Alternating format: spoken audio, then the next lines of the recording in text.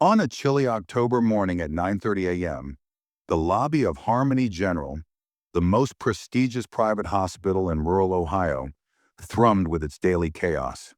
The air conditioning hummed a steady drone, cooling the sleek, white-walled space where a long line of patients wound around the polished reception desk. Overhead, large screens mounted on the walls flickered with health tips, stretches for back pain, hydration reminders, casting a clinical glow across the gleaming floors. The scent of antiseptic mingled with the faint aroma of coffee from a vending machine in the corner.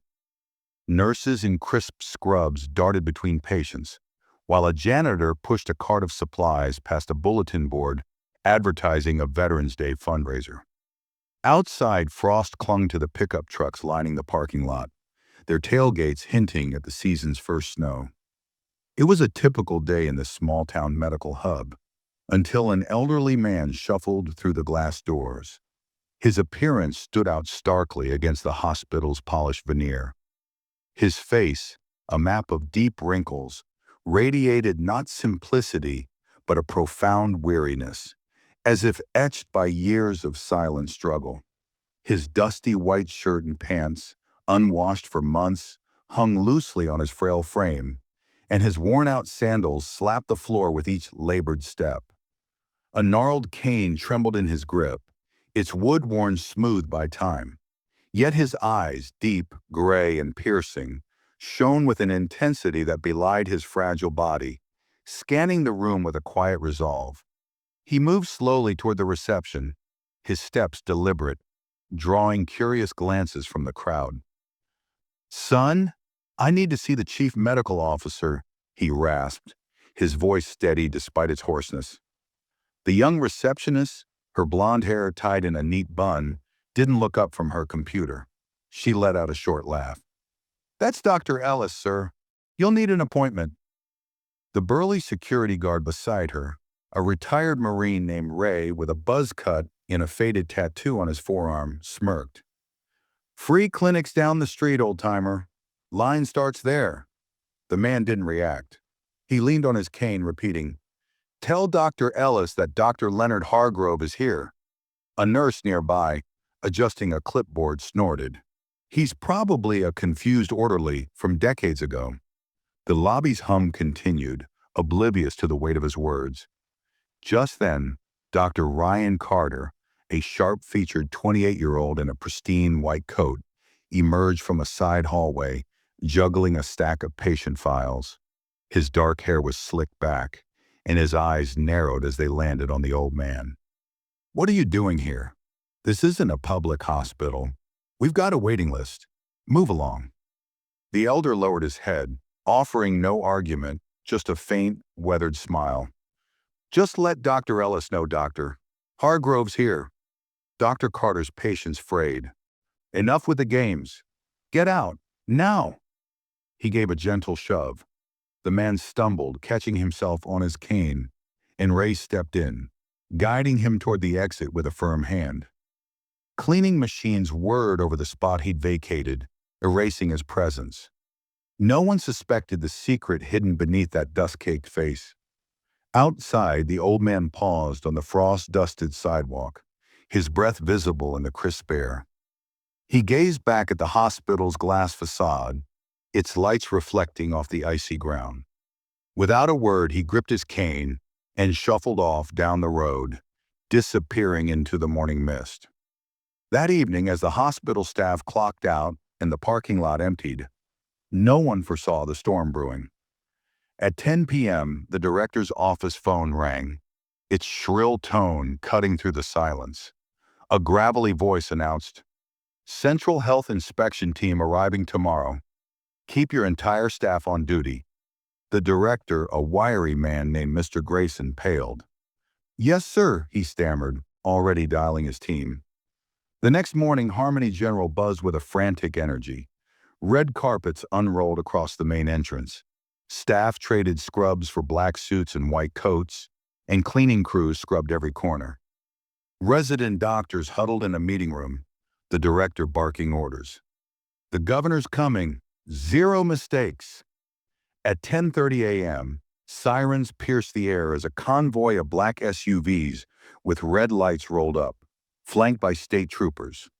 The crowd, patients, staff, and local reporters, stirred as the governor, a silver-haired woman in a navy blazer, stepped out. But the figure behind her turned every head. It was the same old man, transformed. His black suit was impeccable, steel-framed glasses perched on his nose, and a Medal of Honor badge gleamed on his chest. His posture radiated authority, his gray eyes now sharp with purpose. The lobby fell silent. The receptionist, the nurse, and Dr. Carter at the forefront, their faces draining of color. The governor raised a hand. Today we're honored by Dr. Leonard Hargrove, a pioneer who developed the nation's first emergency heart surgery protocol, saving countless lives during the Iraq War. He's here to inspect our standards. Whispers spread like wildfire. That's him, the guy they kicked out yesterday. The governor nodded. Dr. Hargrove will ensure this hospital reflects our values. He stepped forward, his voice low but resonant. Don't judge a man by his clothes or a doctor by his coat. Yesterday, when I said doctor, Hargrove was here, no one listened. Why? Because I wasn't in a suit. Dr. Carter, now shrinking at the back, couldn't meet his gaze. Hargrove turned to him. What's your name, son? Doctor. Ryan Carter, sir, he whispered, voice trembling. Hargrove studied him, then smiled faintly. No punishment. I came to teach. What followed was unprecedented.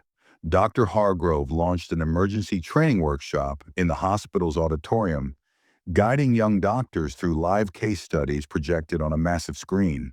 He demonstrated rare bypass techniques, his hands steady despite his age, while explaining each step. In one session, he paused, turning to the room. Every patient is a human first. Age, attire, background don't matter. Medicine starts with respect. By evening, the hospital's culture had shifted.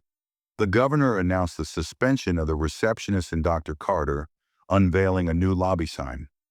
Respect first, always. Every voice heard, every person valued. At a press conference, a reporter asked, Dr. Hargrove, you forgave them? He replied, I didn't. My training taught me people can heal, body or soul. In the auditorium, history unfolded as Dr. Hargrove, once dubbed the medical Bible by his peers, mentored junior doctors. A projector displayed a real case, stabilizing a heart attack patient without an ECG in a war zone. With quiet humility, he walked them through the process, his experience a beacon. All eyes were on him, but Dr. Carter's gaze, heavy with shame, lingered longest.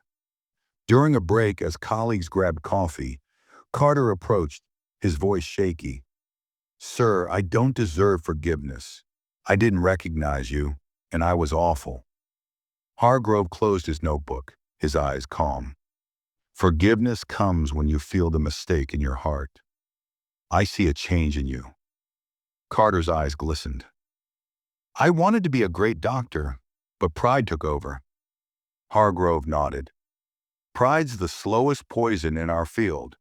It creeps in late but isolates you from yourself. After a pause, he checked his watch.